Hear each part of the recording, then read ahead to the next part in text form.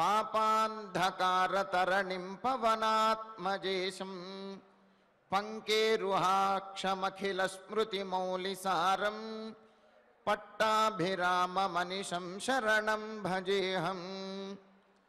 సకల దేవతలు మునుల చేత ఎల్లప్పుడూ పూజింపబడువాడు, అజ్ఞానాన్ని తొలగించి జ్ఞానాన్ని ప్రసాదించేటటువంటి వాడు, పవనకుమారుడైనటువంటి ఆ హనుమంతుని చేత ఎల్లప్పుడూ పూజింపబడువాడు అయినటువంటి శ్రీరామచంద్రునికి నమస్కరిస్తూ, తదభిన్న స్వరూపుడైనటువంటి ఆ శ్రీనివాసుని యొక్క దయా విశేషం చేత సమస్త మానవాళికి ధర్మ తత్పరతను సకల కార్యసిద్ధిని చేకూర్చాలన్నటువంటి సంకల్పంతో తిరుమల తిరుపతి దేవస్థానం వారు నిర్వహిస్తున్నటువంటి శ్రీమద్ రామాయణం అయోధ్యాకాండ ప్రవచన పారాయణ కార్యక్రమంలో నేటికి మనం 274వ రోజులోకి ప్రవేశించాం. ఈ కార్యక్రమంలో ముందుగా చక్కటి అన్నమాచార్యుల వారి సంకీర్తనను శ్రవణం చేద్దాం. ఓం నమో వెంకటేశాయ.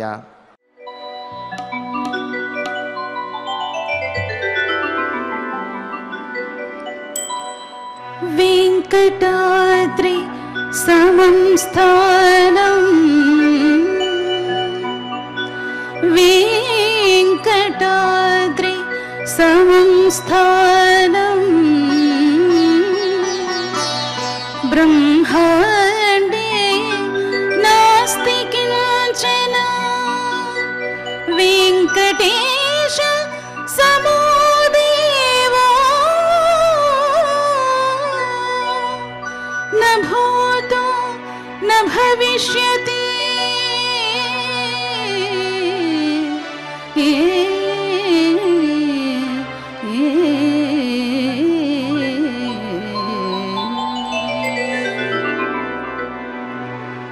కలిగనిదే నాకు కైవల్యము, కలిగనిదే నాకు కైవల్యము, తొలుతని ఊవరికి దొరకనిదే, కలిగనిదే నాకు కైవల్యము, తొలుతని ఊవరికి దొరకనిదే, కలిగనిదే నాకు కైవల్యము.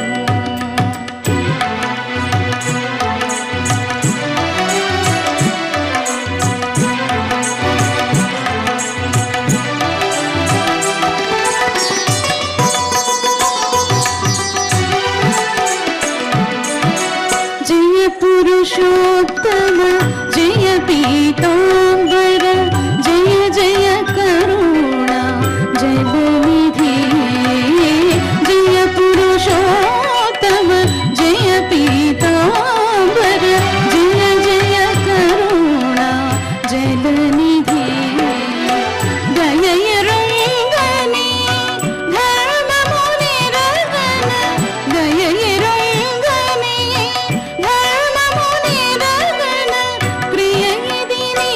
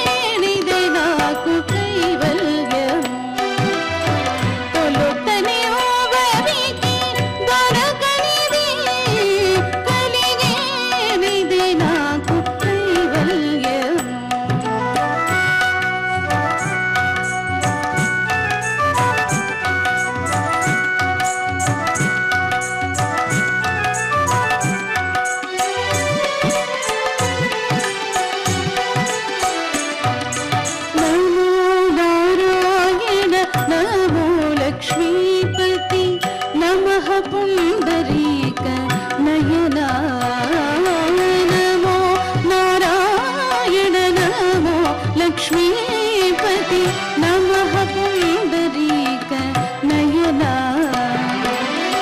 अमित श्री वेङ्कटाधिपति देवा अमित श्री वेङ्कटाधिपति देवा क्रममिल्लनु नी कैङ्कर्यमे अमित श्री वेङ्कटाधिपति देवा क्रममिल्लनु नी कैङ्कर्यमे కలిగేనిదే నాకు కైవల్యము తొలుతని ఓవరికి దొరకనిది కలిగేనిదే నాకు కైవల్యము తొలుతని ఓవరికి దొరకనిది కలిగేనిదే నాకు కైవల్యము గోవింద హరి గోవింద గోవింద భజ గోవింద గోవింద హరి గోవింద గోవింద భజ గోవింద హరి గోవింద భజ గోవింద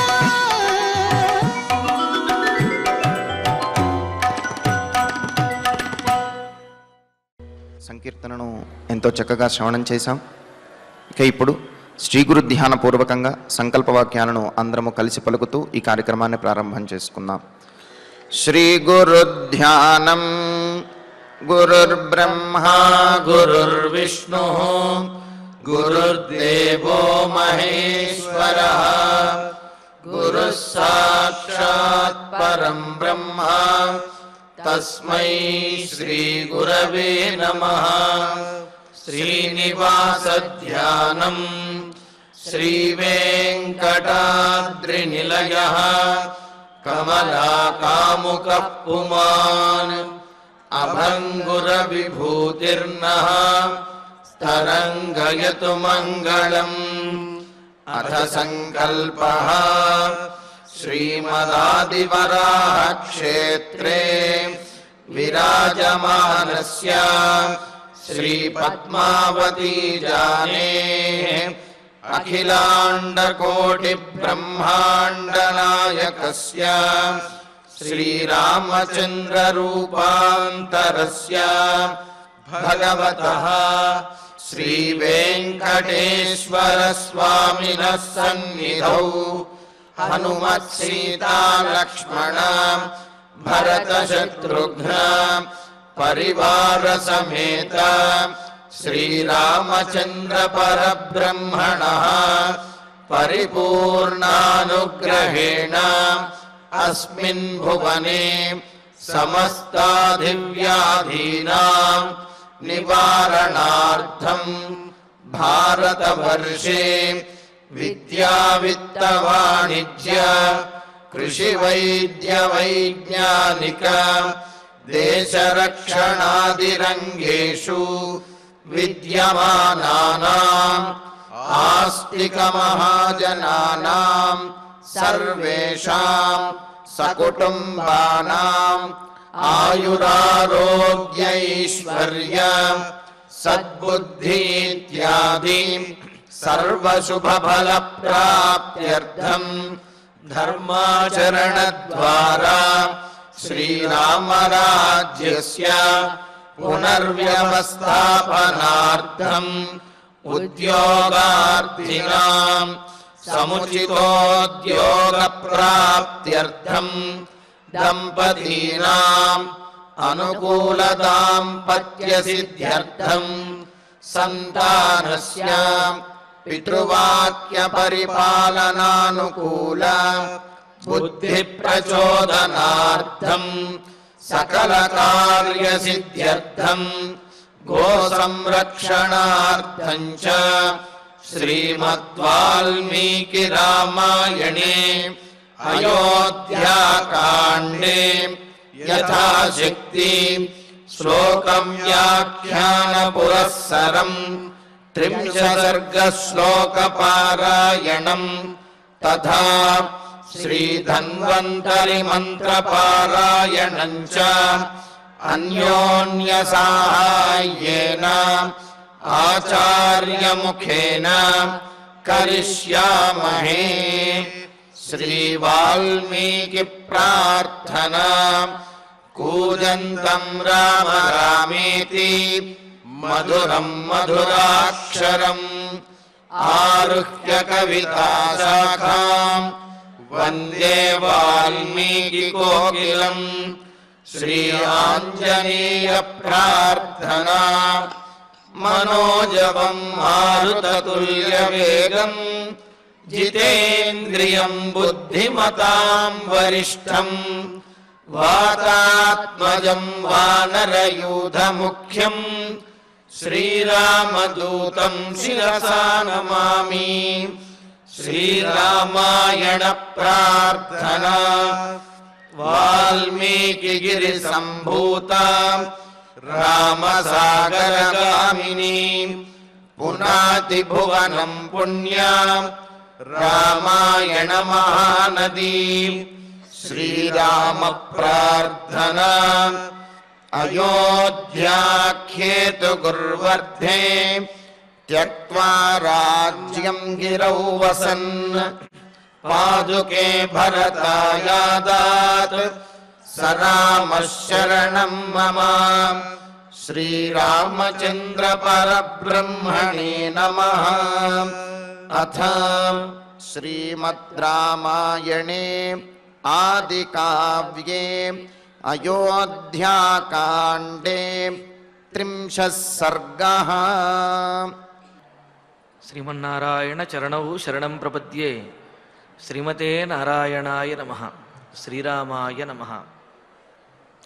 అధమామేవమవ్యగ్రాం వనం నైవ నయిష్యసి విషమద్యైవ పాస్యామి మా విషం ద్విషతాం వశం.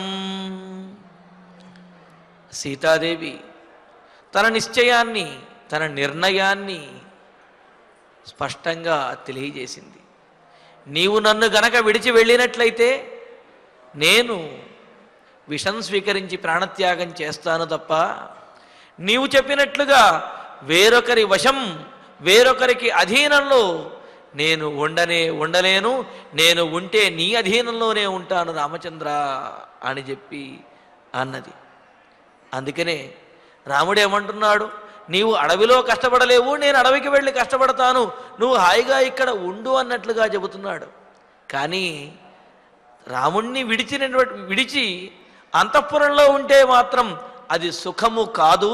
రాముడితో ఉంటే అడవిలోనైనా సరే అదే స్వర్గము, అదే సుఖము అనే విషయాన్ని కూడా స్పష్టంగా తెలియజేసింది కదా సీతాదేవి. మరి తనకు ఆదర్శంగా సావిత్రిని చెప్పింది. సావిత్రి ఏ విధంగా అయితే సత్యవంతుణ్ణి విడిచిపెట్టలేదో నేను కూడా నిన్ను విడిచిపెట్టను, ఎక్కడికైనా సరే నీతో వస్తాను అని చెప్పి అన్నది కదా. మరి ఆనాడు సావిత్రి కూడా అంటుంది, నకామయే భర్తృ వినాకృతా సుఖం నకామయే భర్తృ వినాకృతం దివం నకామయే భర్తృ వినాకృతాశ్రియం నభర్తృహీన వ్యవసామి జీవితం అని యమధర్మరాజుతోటి సావిత్రి అంటుందన్నమాట. ఏమని? ధర్మరాజా, నా భర్త లేకుండా సుఖాన్ని నేను కోరుకోవటం లేదు. సహజంగా ఎందుకంటే భర్తతో ఉండేది ఎందుకు అంటే సుఖము కోసము అని చెప్పి అనుకుంటుంటారు. ఇక్కడ ఏమంటుంది, భర్త లేకుండా నేను సుఖాన్ని కోరుకోవటం లేదు అని చెప్పి అంటుంది సావిత్రి. ఇంకా ఏమంటుంది, నకామయే భర్తృ వినా దివం, భర్త లేకుండా నాకు స్వర్గము కూడా అవసరమే లేదు. నకామయే భర్తృ వినా కృతాశ్రయం, భర్త లేనటువంటి నాకు ఈ సంపదలు ఇవన్నీ కూడా ఎందుకయ్యా, అవేమీ అవసరం లేదు. నా భర్తృవీనా వ్యవసామి జీవితం, అసలు భర్త లేకుండా నేను జీవించడానికే ఇష్టపడను. భర్త ఎక్కడికి వెళితే అక్కడికే నా జీవితం కూడా, నేను కూడా అక్కడికే వస్తాను అని చెప్పి సావిత్రి ఆ సత్యవంతుణ్ణి తీసుకువెళుతున్నటువంటి యమధర్మరాజుని అనుసరించి అలా వెళుతూ ఉంటుంది. ఆ సందర్భంలో కూడా ఆమె బోరున విలిపించడం అదేమీ చెయ్యదు. అలాగా సత్యవంతుని తీసుకువెళుతూ ఉంటే సావిత్రి కూడా వెనకాలలా వెళుతూ ఉంటుంది. ధర్మరాజు ఆశ్చర్యపోతూ ఉంటాడు. ఆశ్చర్యపోతూ ఉంటే అప్పుడు అంటుంది, నీ యొక్క అనుగ్రహంతోటో నా భర్త యొక్క ఆశీస్సులతోటో ఆ పాతివ్రత్య మహిమతోటో నేను నా భర్తను అనుసరించి రాగలుగుతున్నాను. కావున నేను సహధర్మచారిణిగా భర్తను అనుసరించి వచ్చేస్తాను. అది ఎక్కడికైనా సరే, నరకానికైనా సరే, స్వర్గానికైనా సరే, ఆయన లేకుండా మాత్రం నేను ఈ భూలోకంలో ఉండలేను అని చెప్పి ఆ సావిత్రీదేవి ఆనాడు ఏ విధంగా అయితే భర్తను అనుసరించి వెళ్ళిందో, పైగా ఆమె ఆయన లేకుండా నేను ఉండలేను అని చెప్పిందో, మరి ఆమెనే ఆదర్శంగా తీసుకున్నటువంటి సీతాదేవి కూడా అలాంటి మాటలనే ఇక్కడ రామచంద్రమూర్తితోటి అంటున్నది. నీవు లేనటువంటి జీవితం నాకు అవసరం లేదు రామచంద్ర, నీవు లేకుండా నేను జీవించలేను. కావున నీవు నన్ను కనుక విడిచి వెళ్ళినట్లయితే ప్రాణత్యాగమైనా చేస్తాను తప్ప మరొకరికి అధీనంలో స్వాధీనంలో నేను ఉండను అని చెప్పి, పశ్చాదపి హి దుఃఖేన మమ నైవాస్తి జీవితం ఉజ్జితాయాస్త్వయా నాథ తదైవ మరణం పరం. నాథ, ప్రభో, రామచంద్ర అంటే నాథ అంటే భరించేటటువంటి వాడు, ఆధారంగా ఉండవలసినటువంటి వాడు, రక్షించవలసినటువంటి వాడు అని అర్థం. అంటే రక్షించవలసినటువంటి వాడివైన, నన్ను భరించవలసిన వాడివైన ఓ రామచంద్ర, త్వయా ఉజ్జితాయా, నీచేత విడువబడిన అంటే నువ్వు విడిచి వెళ్ళిపోయిన మమ నాకు, పశ్చాదపి తరువాతైనా సరే, అంటే నువ్వు విడిచి వెళ్ళేటప్పుడు ఈ దుఃఖము పోని విడిచి వెళ్ళిపోయిన తర్వాత కాసేపు విలపిస్తుంది, ఆ తర్వాత మానేస్తుంది అనుకుంటే అది పొరపాటు. సహజంగా చిన్నపిల్లల విషయంలో అంటుంటాం కదా, ఎక్కడికైనా ఆ తండ్రి కార్యాలయానికి బయలుదేరినప్పుడు నేను వస్తా అని చెప్పి వెంటబడితే ఆ అమ్మ అంటుంది, ఆమె మీరు వెళ్ళిన తర్వాత కాసేపటికి మర్చిపోతాడులేండి, మళ్ళీ ఆటల్లో పడిపోయి మీరు వెళ్ళిన సంగతి మర్చిపోతాడు అని చెప్పి అంటుంది. అలాగా రామచంద్ర, నువ్వు వెళుతూ ఉంటే నేను బాధపడి వెళ్ళిన తర్వాత ఈ విషయాన్ని మర్చిపోయి సుఖంగా ఉంటాను అని అనుకుంటావేమో. పశ్చాదపి, నీవు నన్ను గనక విడిచి వెళ్ళినట్లయితే ఆ తరువాత కూడా దుఃఖేన జీవితం నైవ అస్తి, నాకు కలిగేటటువంటి దుఃఖం వల్ల జీవితం నైవ అస్తి, బ్రతకడమే, ఈ ప్రాణములు, ఈ జీవనం అనేదే ఉండనే ఉండదు. తస్మాత్ తదైవ మరణం వరం, కావున నీ సమక్షంలోనే మరణించినట్లయితే అది నాకు వరంతో సమానము. భర్త సమీపంలో ఈ విధంగా ప్రాణాలు విడిచిపెట్టడం అనేది చాలా అదృష్టము.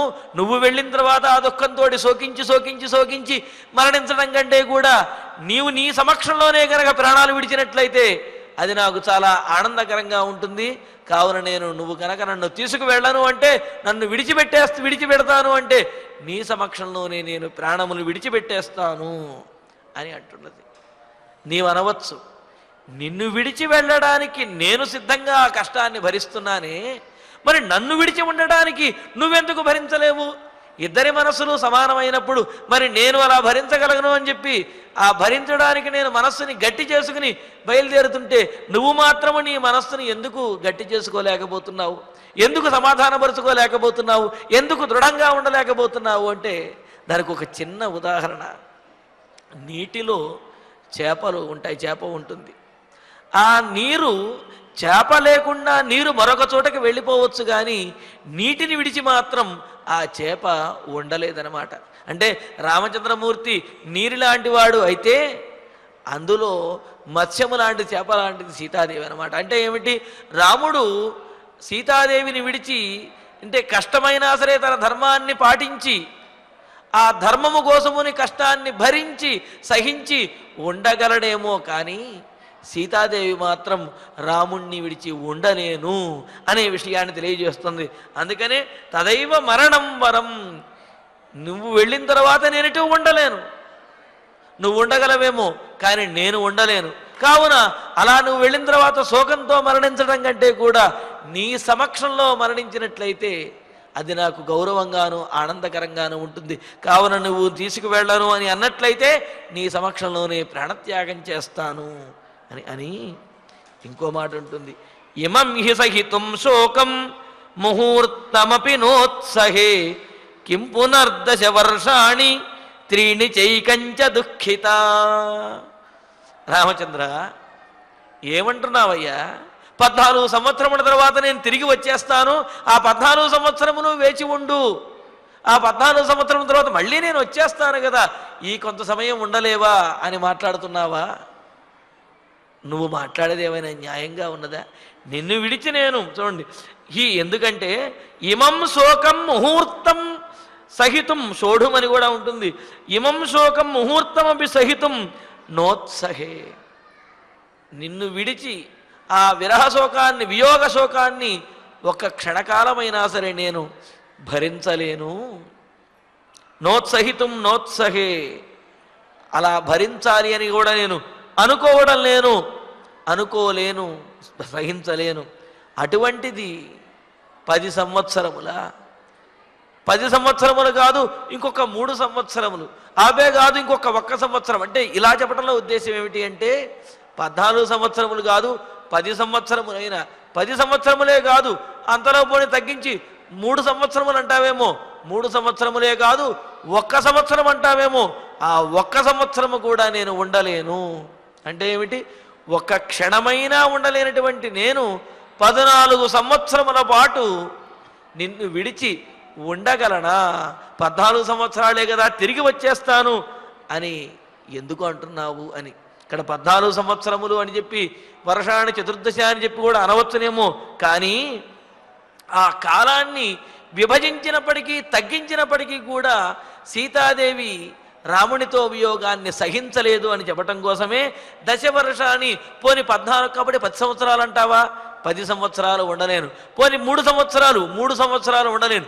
1 సంవత్సరమైనా సరే ఉండలేను అని చెప్పి అంటూ మరి ఈ 3 కలిపితే 14 సంవత్సరములు అవుతుంది కనుక ఆ 14 సంవత్సరముల పాటు రాముడు చెప్పినటువంటి ఈ వనవాస దీక్ష ఏదైతే ఉందో ఆ 14 సంవత్సరములు రాముణ్ణి విడిచి ఉండటము అనేది ఎట్టి పరిస్థితుల్లో కుదరనటువంటిది, ఏమాత్రము కూడా సహించలేనటువంటిది అని సీతాదేవి చెబుతుందన్నమాట. అందుకనే ఇక్కడ ఆ విధంగా కైముతక న్యాయము అంటారు. కిముత అని అంటే ఒక క్షణకాలమైనా సరే విడిచి ఉండలేనటువంటి నేను 14 సంవత్సరముల పాటు విడిచి ఉండగలను అని చెప్పి ఎలా అనుకుంటావయ్యా అని అంటున్నది.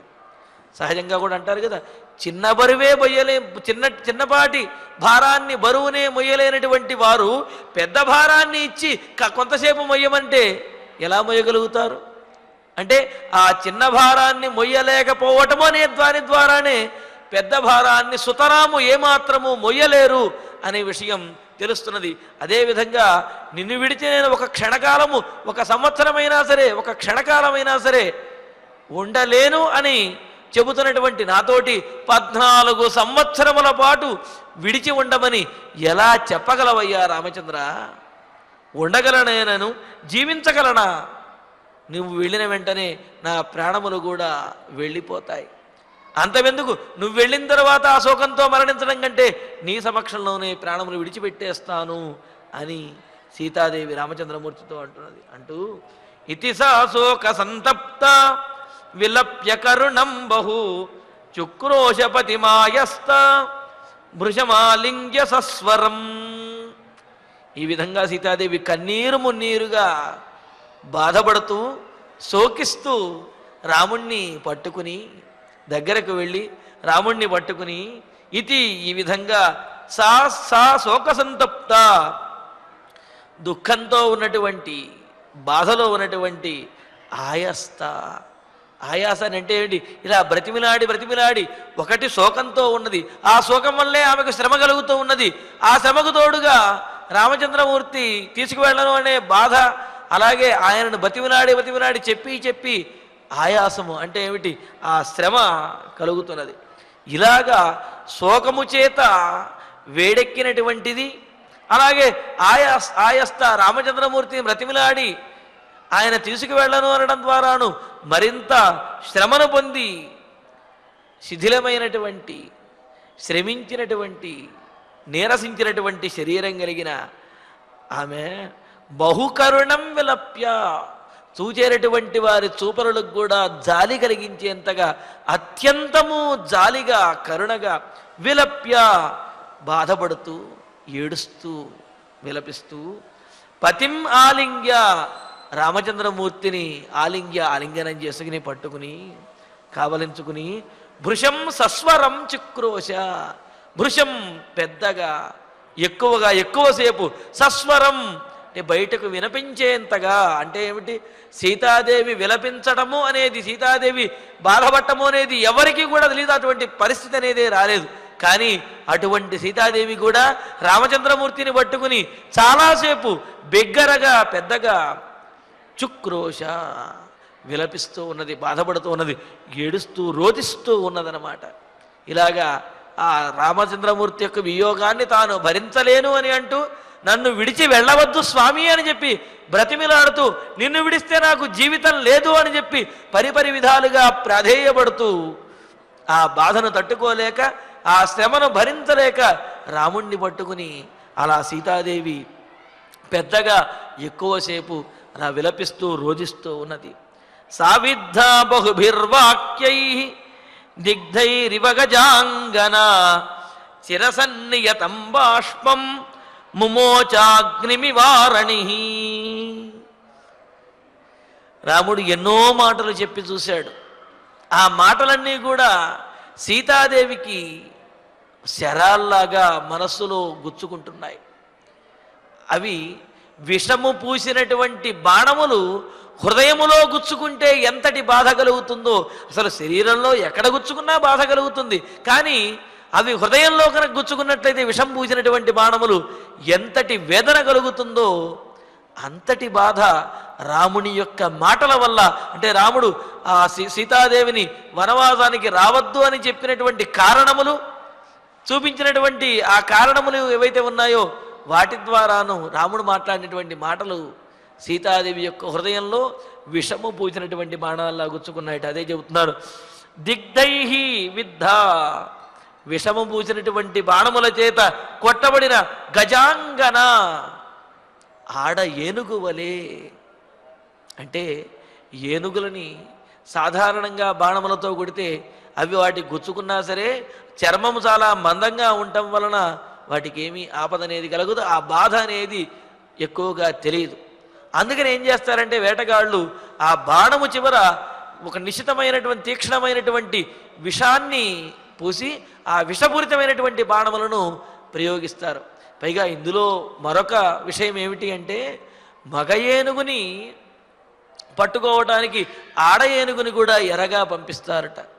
మరి అటువంటి ఏనుగుని, ఆడ ఏనుగుని విషపూరితమైనటువంటి బాణంతో వేటగాడు కనుక కొట్టినట్లయితే ఎంత బాధపడుతూ విలవిలలాడుతూ ఉంటుందో, అదేవిధంగా రాముని యొక్క మాటల వల్ల సీతాదేవి యొక్క మనస్సు, సీతాదేవి మనస్సు అంత బాధపడింది. ఆమె అంతగా విలపిస్తూ రోధిస్తూ ఉన్నది. అందుకనే గజాంగన విద్ధా గజాంగన ఇవ, విషపూరితమైనటువంటి బాణముల చేత కొట్టబడిన ఆడ ఏనుగు వలె. ఇంతకు ముందు పూర్వం రాముడు చెప్పినటువంటి అనేకమైన మాటల చేత సీతాదేవి కూడా అలసిపోయింది. ఆమె యొక్క మనస్సు చెదిరిపోయింది. ఇంకా మాట్లాడే ఓపిక కూడా లేకుండా ఎన్ని చెప్పినా ఈ విధంగా రాముడు అన్నాడు అని, అంటే రాముడు అంతకు ముందు చెప్పినటువంటి మాటల వల్లనే ఆమె మనస్సు అంతా కూడా వికలమైపోయిందన్నమాట. మరి అలసిపోతుంది కదా, అలా అలసి సొలసి శోకంతో కృషించిపోయినటువంటి ఆమె రాముని యొక్క బహుభిహి వాక్యై విద్ధ, అనేకమైనటువంటి మాటలతోటి అనేకమైన వాక్యముల చేత కొట్టబడింది. వేటగాడి బాణముల చేత ఆడ ఏనుగు కొట్టబడినట్టుగా రాముని యొక్క మాటల చేత, అంటే ఏమిటి, వనవాసానికి తీసుకువెళ్ళను అనే రాముడు చెప్పినటువంటి మాటల చేత, వాక్యముల చేత సీతాదేవి కొట్టబడి సా విద్ధ,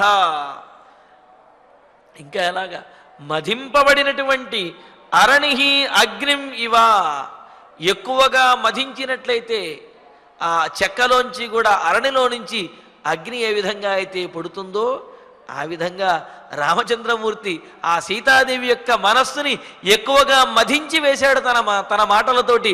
దాంతో అరణిలో నుండి అగ్ని పుట్టినట్టుగా ఈమె యొక్క హృదయం నుండి కూడా అగ్ని వలె ఆ ఆక్రోశం అనేది కలుగుతూ ఉన్నది. ఆ ఆక్రోశాన్ని తట్టుకోలేకపోతున్నది, ఆ ఆక్రోశంతో శోకించేస్తూ ఉన్నదనమాట. అందుకే చెబుతున్నాడు, విద్ధ మధించబడినటువంటి ఆడలోంచి అగ్ని పుట్టినట్లుగా రాముని యొక్క మాటల చేత మధించబడినటువంటి సీతాదేవి యొక్క హృదయం నుండి ఆక్రోశం అనేది చిరసన్నియతం. అంతకుముందు మాట్లాడినటువంటి మాటలు, మాట్లాడుతున్నటువంటి మాటల వల్ల బాష్పం ముమోచ, ఆమె కన్నీరు మున్నీరుగా విలపిస్తూ ఉన్నది. కళ్ళ నుండి కూడా ఆ నీరు ఎడతెరిపి లేకుండా వస్తూ ఉన్నదనమాట.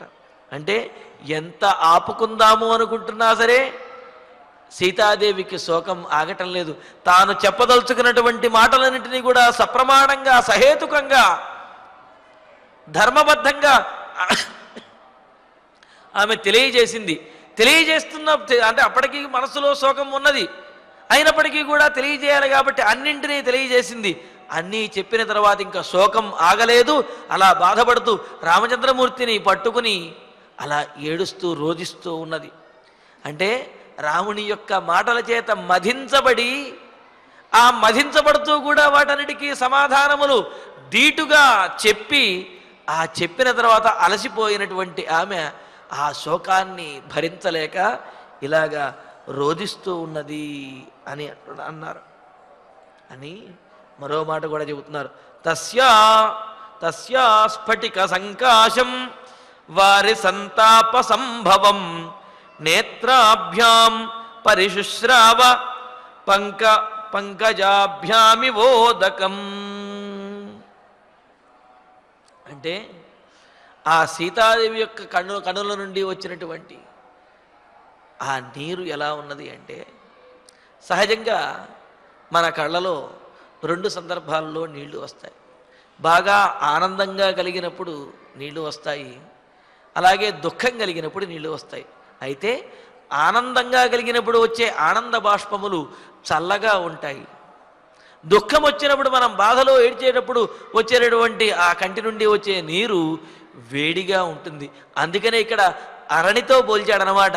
అంటే ఎక్కువగా మధించడం ద్వారా అరణి నుంచి సెగలు కక్కుతూ అగ్ని బయటకు వచ్చినట్లుగా ఎక్కువగా రామచంద్రమూర్తి యొక్క మాటలు వినడం ద్వారా, రామచంద్రమూర్తి యొక్క మాటల చేత మధించబడినటువంటి మనస్సు కలిగినదై అరణిలోంచి అగ్ని కణాలు వచ్చినట్లుగా సీతాదేవి యొక్క కన్నుల నుండి ఆ వేడి ఉష్ణంతో కూడినటువంటి ఆ కన్నీరు అలా వస్తూ ఉన్నదన్నమాట. సెగలు కక్కేటటువంటి కన్నీరు ఆమె యొక్క కన్నుల నుండి వస్తూ ఆమె బాధపడుతూ రామచంద్రమూర్తిని పట్టుకుని విలపిస్తూ ఉన్నది.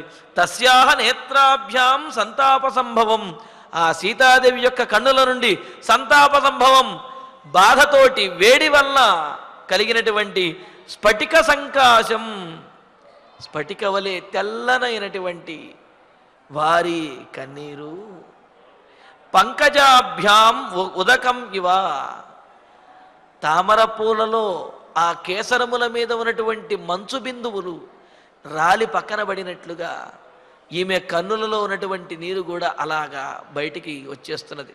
ఎందుకు అంటే ఇది కూడా మనకు ప్రత్యక్షంగా కనిపించే ఉదాహరణే. ప్రాతకాలంలో ఉదయ సమయంలో ఆ పంకజముల మీద, తామర పూల మీద, కేసరముల మీద కూడా నీరు అనేది మంచు బిందువుల రూపంలో ఉంటుంది. ఎప్పుడైతే సూర్యరశ్మి తగిలి బాగా వేడి తగులుతుందో ఆ వేడి తగిలినప్పుడు ఆ మంచు బిందువులన్నీ కూడా కరిగి నీటిలాగా ఆ పుష్పము నుండి బయటకు వచ్చేస్తాయి. అలాగే తామర పూల వంటి సీతాదేవి యొక్క కన్నులలో ఉన్నటువంటి నీరు రామచంద్రమూర్తి యొక్క మాటల వల్ల కలిగిన బాధతోటి, ఆ వేడితోటి కన్నుల నుండి బయటకి జాలువారుతూ ఉన్నాయి అని అన్నారు. అంతేకాదు స్ఫటిక సంకాశం అని అన్నారు. స్ఫటిక సంకాశం అంటే తెల్లనైనటువంటి నీరు అని. అదేమిటండి, నీరు తెల్లగా కాకపోతే నల్లగా ఉంటుందా అని అంటే, సహజంగా కాటుకని ధరించడం, అంజనము అంటారు, ఆ కాటుకను ధరించడము అనేది చేస్తారు. మరి సీతాదేవి కూడా చక్కగా కాటుక మొదల నుండి కూడా ధరించి ఉన్నది. అయితే అప్పటి వరకు ఆమె విలపించడం ద్వారా ఆమె కన్నుల నుండి జాలువారినటువంటి కన్నీటి వల్ల ఆమె కంటికి ఉన్నటువంటి కాటుక అంతా కూడా కరిగిపోయింది.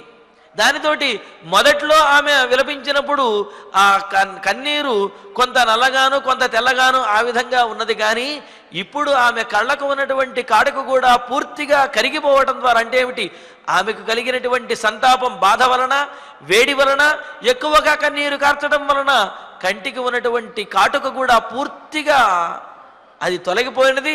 దానితోటి ఇప్పుడు వస్తున్నటువంటి ఆ కన్నీరు స్ఫటిక సంకాశం, తెల్లగా శుద్ధ స్ఫటికలాగా అలా మెరుస్తూ ఆ కన్నీరు ఆమె కన్నుల నుండి జాలువారుతూ పంకజాభ్యాం ఉదకం ఇవ, తామరపూల నుండి జాలువారుతున్నటువంటి మంచు బిందువులు కనుక వేడెక్కి నీటిలాగా ప్రవహించి బయటకు పోయినట్టుగా ఆమె యొక్క పద్మముల నుండి పద్మముల వంటి నేత్రముల నుండి ఆ వేడి కన్నీరు అలా కారి బయటకు వస్తూ ఉంటే ఆమె పెట్టుకున్నటువంటి అంజనము అంతా కూడా కరిగిపోయింది. ఆ కన్నులన్నీ ఎరుపెక్కుతూ ఉన్నాయి. ఇక్కడ పద్మములతో పోల్చడానికి ఉద్దేశం ఏమిటి అంటే, ఎర్రనైనటువంటి పద్మములు అంటే బాధతోటి ఆమె యొక్క కన్నులు ఎరుపెక్కుతున్నాయి. ఆ పద్మములో ఉండే మంచు బిందువులు వేడి తగిలితే ఏ విధంగా రాలి జారిపోతాయో అదేవిధంగా ఆమె కన్నుల నుండి వేడి నీరు అంటే ఆ కన్నీరు మున్నీరుగా ఆమె విలపిస్తూ ఉన్నది అని చెబుతున్నారు. ఇలాగా ఆమె రాముణ్ణి పట్టుకుని ఇంత దీనంగా జాలిగా విలపిస్తూ ఉన్నది. విలపిస్తూ ఉంటే తచ్చైవామల చంద్రాభం ముఖమాయతలోచనం పర్యసుష్యత బాష్పేణ జలోద్ధృతమివాంబుజం.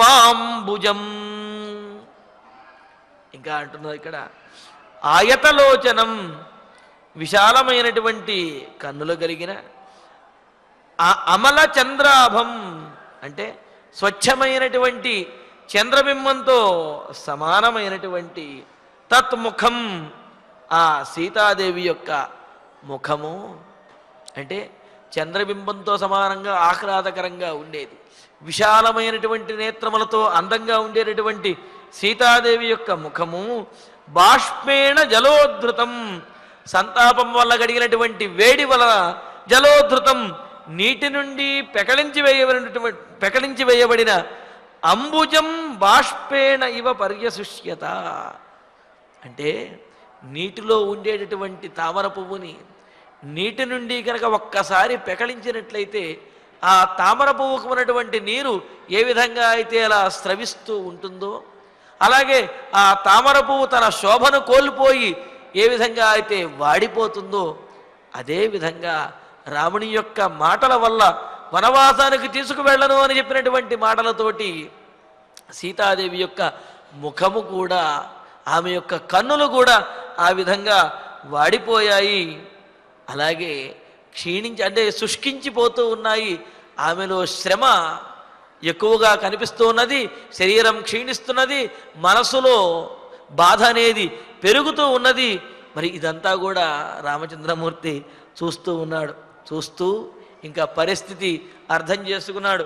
అర్థం చేసుకుని ఈ విధంగా అంటున్నాడు, తాం పరిష్వజ్య బాహుభ్యాం విసంజ్ఞామివ దుఃఖితాం ఉవాచ వచనం రామః పరివిశ్వాసయంస్తదా.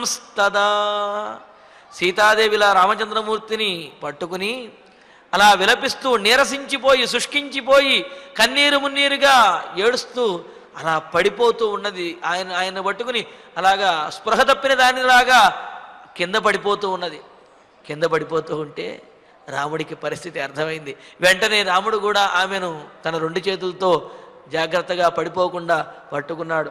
తదా అప్పుడు రామచంద్రమూర్తి రామః దుఃఖితాం విసంజ్ఞాం ఇవ, దుఃఖితాం మిక్కిలి దుఃఖాన్ని పొందినదై, విసంజ్ఞాం ఇవ తెలివి తప్పినటువంటి దానిలాగా అంటే స్పృహ కోల్పోయేటటువంటి దానిలాగా, అంటే స్పృహ కోల్పోయి మరలా స్పృహకు వచ్చినటువంటి దానిలాగా తాం ఆమెను సీతాదేవిని అంటే పడిపోతున్నటువంటి ఆ సీతాదేవిని బాహుభ్యాం పరిష్వజ్య తన చేతులతోటి గట్టిగా పట్టుకుని పరివిశ్వాసయన్ ఆమెను సాంత్వనపరుస్తూ ఓదార్చుతూ సేద తీర్చుతూ భయపడకు, నీవు అనుకూలంగా నువ్వు ఏ విధంగా కోరుకుంటే ఆ విధంగానే చేద్దాము అని అన్నట్లుగా పరిసాన్వయన్ నెమ్మదిగా నిమురుతూ ఆమెను దగ్గరకు తీసుకుని ఆమె యొక్క శోకాన్ని పోగొడుతూ వచనం ఉవాచ, ఈ విధంగా రామచంద్రమూర్తి తన మాటలను చెప్పటం మొదలుపెట్టాడు.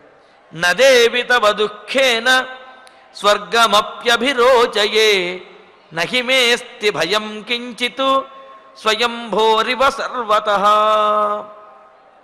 సీతాదేవి అన్న మాటలన్నీ కూడా విన్నాడు. విని మరి ఆమె యొక్క పరిస్థితిని చూచి ఇంకా తీసుకువెళ్ళడం తప్పదు అని అర్థమైంది రామచంద్రమూర్తికి. అందుకని తన మనసులో ఉన్న ఉద్దేశాన్ని కూడా ఈ విధంగా చెబుతున్నాడు. దేవి సీత, తవ దుఃఖేన ప్రాప్యం స్వర్గం అపి నా అభిరోచయే.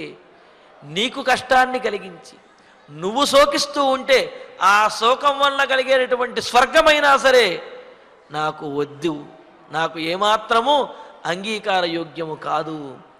తవ దుఃఖేన ప్రాప్యం స్వర్గం అపి, స్వర్గమైనా సరే నా అభిరోచయే, నేను ఏమాత్రము కూడా ఇష్టపడను. అంటే ఏమిటి? నువ్వు దుఃఖిస్తూ ఉండగా, నువ్వు బాధపడుతూ ఉంటే, నువ్వు శోకిస్తూ ఉంటే నాకు స్వర్గం ప్రాప్తించినప్పటికీ ఆ స్వర్గానికి కూడా నేను వెళ్ళలేను. ఎందుకంటే నువ్వు ఆనందంగా పంపిస్తే ఎక్కడికైనా వెళ్ళగలను, కానీ నువ్వు దుఃఖిస్తూ ఉంటే ఆ దుఃఖాన్ని చూస్తూ నేను ఎక్కడికి కూడా కదలలేను. స్వయంభోరివ మే సర్వతః కించిత్ భయం నాస్తి. స్వయంభోరివ, స్వయం భవతి ఇది. స్వయంభు అంటే మహావిష్ణువు అని చెప్పి అన్నారు. ఎందుకు అంటే బ్రహ్మగారు అనే అర్థం కూడా చెప్పవచ్చు, కానీ బ్రహ్మగారు మహావిష్ణువు యొక్క నాభికమలం నుండి ఆవిర్భవించాడు కావున ఆయనను స్వయంభూ అనడంలో కొన్ని ఇబ్బందులు ఉన్నాయి. అందుకని ఇక్కడ స్వయంభోరివ, శ్రీమన్నారాయణుని వలె, మహావిష్ణువు వలె, మే సర్వతః కించిత్ భయం నాస్తి. నాకు ఎక్కడైనా సరే, ఏ పరిస్థితిలోనైనా సరే, ఏ ప్రదేశంలోనైనా సరే భయం అనేదే లేనే లేదు. నా గురించి కానీ, లేకపోతే నేను రక్షించలేనని కానీ నాకు భయం అనేదే కించిత్ నాస్తి, ఏ కొంచెము కూడా లేనే లేదు అని అన్నారు. పైగా ఇక్కడ భయం లేదు అని చెప్పారు. భయం లేదు అని చెప్పారు అంటే ఇది ఈ స్వయంభూ శబ్దము మహావిష్ణువుకే సరిపోతుందని తెలుస్తున్నది. ఎందుకు అంటే బ్రహ్మగారు అనే అర్థం కనుక చెప్పినట్లయితే మధుకైటభుల యొక్క విషయంలో బ్రహ్మగారు భయపడినటువంటి సన్నివేశం మనకు పురాణాల్లో కనిపిస్తుంది. మరి అటువంటప్పుడు బ్రహ్మగారిలాగా ఏమాత్రము నాకు భయం లేదు అంటే మరి మధుకైటభుల విషయంలో బ్రహ్మగారు కూడా భయపడ్డారు కదా. కావున ఇక్కడ స్వయంభోరివ అని అంటే మహావిష్ణువు వలె, మే సర్వతః కించిత్ భయం నాస్తి, నాకు ఎప్పుడూ కూడా భయం అనేది ఎక్కడా కూడా లేనే లేదు అని అంటున్నాడు.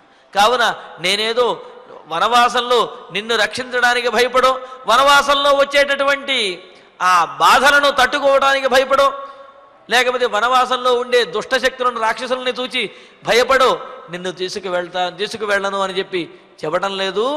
నాకు ఎక్కడైనా సరే భయం అనేది తెలియదు, భయపడటం నా స్వభావం కాదు అని అంటూ ఇంకా అంటున్నది, నహిమేస్తి భయం కించిత్ స్వయంభోరివ సర్వతః అని అంటూ మరి నాకు భయం అనేదే తెలియదు అంటూ తవ సర్వం అభిప్రాయం అవిజ్ఞాయ శుభాననే వాసం నరోచయేరణ్యే శక్తిమానపి రక్షణే. అంతేకాదు సీత, నిన్ను వనవాసానికి తీసుకువెడితే నిన్ను రక్షించలేను అని అనుకుంటున్నావా నీవు? నిన్ను రక్షించడంలో కూడా పరిపూర్ణమైనటువంటి శక్తి సామర్థ్యములు నాకు ఉన్నాయి. నీకు ఆపద వస్తుందేమోననే భయం అనేది నాకు లేనే లేదు. నిన్ను రక్షించగల సామర్థ్యం నాకు ఉన్నది. కానీ నీవు ఆ అడవిలో కష్టములు పడవలసి వస్తుంది. ఆ కష్టములు, నీ కష్టమును చూడలేకే నేను ఈ విధంగా అంటున్నాను తప్ప నిన్ను రక్షించలేకో, లేకపోతే ఇతరుల వల్ల భయం కలుగుతుందేనో, రక్షించే శక్తి లేకో నేను ఈ మాటలు మాట్లాడటం లేదు. నీకు కష్టం కలుగుతుందనే ఉద్దేశంతో నేను ఇంతకుముందు అన్ని కారణములు, అన్ని మాటలు చెప్పాను తప్ప నిన్ను రక్షించగలిగినటువంటి సామర్థ్యము, ఆ శక్తి నాకు ఉన్నాయి. నాకు ఎక్కడా కూడా భయం అనేదే లేదు అని సీతాదేవి తన మనస్సులో ఉన్నటువంటి విషయాన్ని చెప్పి ఆమెను తీసుకువెళ్ళడానికి కూడా రామచంద్రమూర్తి సిద్ధపడుతూ ఉన్నాడు. మరి ఇందులో ఉన్నటువంటి మరిన్ని విశేషాలను తరువాతి ప్రవచనంలో తెలుసుకుందాము. ఇక ఇప్పుడు ఆచార్యుల వారి ద్వారా శ్లోకాలను పారాయణ చేసుకుందాము. అథ మామేవమవ్యగ్రాం వనన్నైవ నయిష్యతి విషమద్యైవ పాస్యామి మా విషం ద్విషతాం వశం పశ్చాదపి దుఃఖేన మమ నైవాస్తి జీవితం ఉజ్జితాయాః త్వయా నాథ తదైవ మరణం వరం ఇమం హి సహితుం శోకం ముహూర్తమపి నోత్సహే కిం పునః దశవర్షాణి త్రీణి చైకంచ దుఃఖితా ఇతి సా శోకసంతప్త విలప్య కరుణం బహు శుక్రోశ పతిమాయస్త భృశమాలింగ్య సస్వరం సావిద్ధా బహుభిర్వాక్యైః దిగ్ధైరివ గజాంగనా చిరసన్నియతం బాష్పం ముమోచాగ్నిం ఇవారణిః తస్యాః స్ఫటిక సంకాశం వారీ సంతాప సంభవం నేత్రాభ్యాం పరిశుశ్రావ పంకజాభ్యాం ఇవోదకం తచ్చైవ అమలచంద్రాభం ముఖం ఆయతలోచనం పర్యశుష్యత బాష్పేణ జలోద్ధృతం ఇవాంబుజం తాం పరిష్వజ్య బాహుభ్యాం విసంజ్ఞామివ దుఃఖితా ఉవాచ వచనం రామః పరివిశ్వాసయన్ తదా పరివిశ్వాసయంస్తదా నదేవి తవ దుఃఖేన స్వర్గమపి అభిరోచయే నహి మేస్తి భయం కించిత్ స్వయం భోరివ సర్వతః తవ సర్వం అభిప్రాయం అవిజ్ఞాయ శుభాననే వాసం నరోచయేరణ్యే శక్తిమానపి రక్షణే ఇత్యార్షే శ్రీమద్ రామాయణే ఆదికావ్యే అయోధ్యాకాండే త్రింశే సర్గే దశ శ్లోకాః. ఫలశ్రుతి నుండి మంగళాంతం వరకు అందరము కలిసి పఠిద్దాం. ఫలశ్రుతి ఆయుష్యమారోగ్యకరం యశస్యం సౌభ్రాతృకం బుద్ధికరం సుఖం చ శ్రోతవ్యమేతన్నియమేన సద్భిః आख्यानमोजस्करवृद्धिकामैः श्रीरामचन्द्र परब्रह्मणे नमः। अथ धन्वन्तरिध्यानम् अच्युतानन्त गोविन्द विष्णो नारायणामृत रोगान् मे नाशयाशेषान् आशु धन्वन्तरे हरे। आरोग्यं दीर्घमायुष्यं बलं तेजोधियं श्रियं स्वभक्तेभ्यो न गृह्णन्तं वन्दे धन्वन्तरिं हरिं। धन्वन्तरेरिमं श्लोकं भक्त्या नित्यं पठन्ति ये अनारोग्यं न तेषां स्यात् सुखं जीवन्ति ते चिरम्। ॐ नमो भगवते वासुदेवाय। धन्वन्तरये अमृतकलशहस्ताय वज्रजलौकहस्ताय सर्वामय विनाशनाय त्रैलोक्यनाथाय महाविष्णवे स्वाहा। ॐ वासुदेवाय विद्महे सुधाहस्ताय धीमहि तन्नो धन्वन्तरि प्रचोदयात्। अथ नवग्रह प्रार्थना। आरोग्यं पद्मबन्धुर्वितरतु नितरां सम्पदं शीतरश्मिः। भूलाभं भूमिपुत्रः सकलगुणयुतां वाग्विभूतिं च सौम्यः। सौभाग्यं देवमन्त्री रिपुभयशमनं भार्गवः।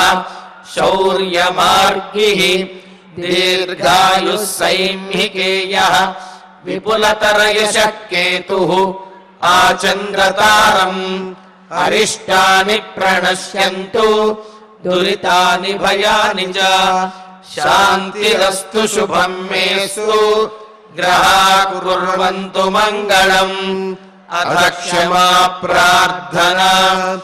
यदक्षरपदभ्रष्टं मात्राहीनं च यद्भवेत् तत्सर्वं क्षम्यतां देव नारायण नमोऽस्तु ते।